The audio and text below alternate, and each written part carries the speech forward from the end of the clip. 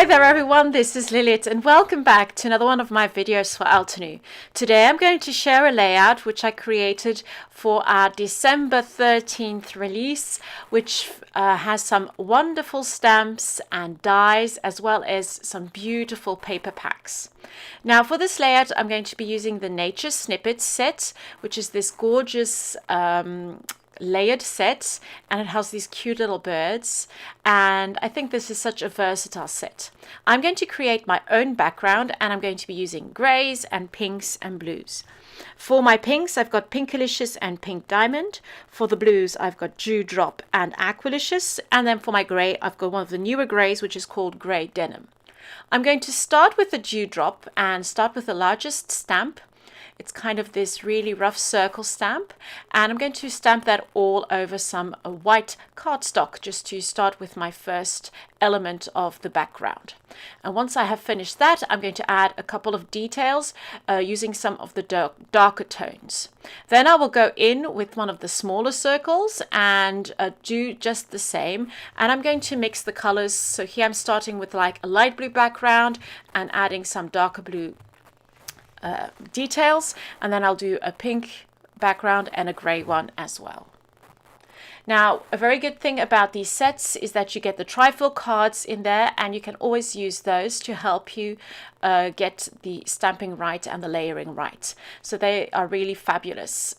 You've also got lots of examples in there for cards or for color schemes. So do take the trifoil card out of the package and have a look at it before starting with your stamping.